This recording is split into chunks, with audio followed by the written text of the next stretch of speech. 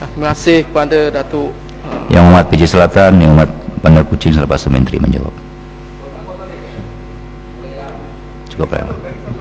Terima kasih kepada Datuk Yang Ketua kerana beri saya peluang untuk membahas Rang Undang-Undang Kewangan nombor 2 2010. Dan hanya satu perkara yang saya ingin bangkitkan dalam Dewan ini berkenaan dengan pembinaan bangunan pusat sumber perkhidmatan kewangan Bank Negara Malaysia yang telah di projek ini telah dibagi kepada kontraktor nama HNI Niaga Sdn Bhd pada tahun 2005 dan dengan jumlah harga 320 juta, dan pada masa itu kontrak itu akan disiap pada bulan Ogos 2007.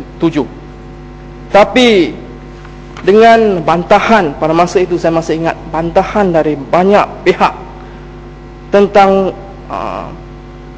syarikat HNI Niaga Sdn Bhd ini, kerana syarikat ini masih baru dan dalam track record pembinaan, industri pembinaan juga tak ada track record yang bagus.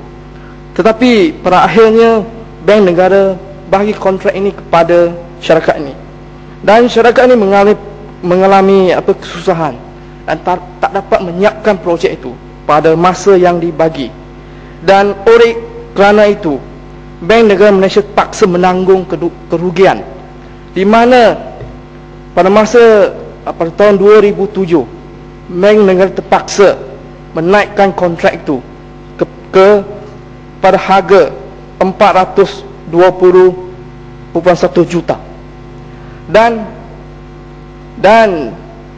Bank Negara terpaksa juga kerana kontraktor itu tidak dapat menyiapkan projek ini pada masa yang ditetapkan, dan Bank Negara terpaksa bagi kepada kontraktor lain secara rundingan terus, di mana harga yang dibagi pada akhirnya untuk menyiapkan projek itu pada tarikh yang beli tanggung sehingga bulan Mac tahun depan, iaitu 2011, di mana harga telah menambung naik ke 465.5 juta, di mana kerana kecuaian syarikat HNI ini, dan Bank Negara terpaksa menanggung pertambahan peningkatan wang sebanyak 145.5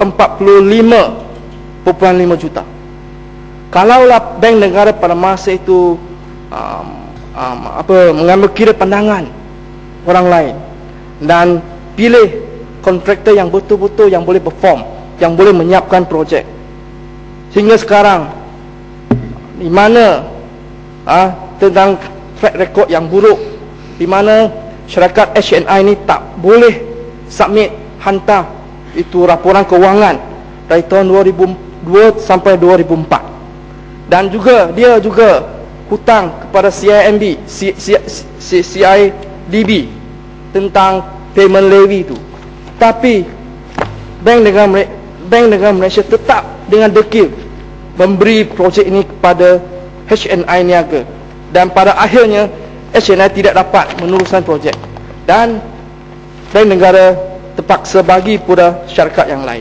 Dan dengan kejadian ini keseluruhannya, saya nampak ada masalah di mana ada pihak yang tertentu melibatkan projek ini, di mana projek ini telah, walaupun dengan pada mulanya dengan cara sebut tender, tapi kalau syarikat itu langsung tak ada pengalaman untuk mendirikan projek yang besar, menyiapkan projek yang besar, tapi masih bagi syarikat itu, dan syarikat itu tak boleh siap langsung, di mana tak ada tindakan terhadap syarikat ini, dan Bank Negara terpaksa rugi 145.5 juta. 145.5 juta. So saya harap Menteri boleh beri penerangan yang detail, yang maklumat yang di mana apakah sebab kontraktor tu tidak Yang dapat Muhammad meneruskan cukup boleh projek. Muhammad, tak berkaitan dengan pindaan ni. Ada ni tentang bank negara Malaysia. Dia mengikut pasal-pasal yang nak dipindah tu. Ya, Yang ini tak apalah yang Muhammad habiskan. so saya harap menteri dapat bagi saya maklumat tentang mengapa kontraktor tu tak dapat menyiapkan projek ini dan apakah tindakan kerajaan Kementerian Kewangan terhadap syarikat ini, dan mengapa pula bank negara terpaksa mengeluarkan sebanyak 145 juta untuk menyiapkan projek ini, dan pada masa awal diajangkan siap pada 2007 tetapi paksa tanggung sehingga 2011. Itu sahaja, terima kasih.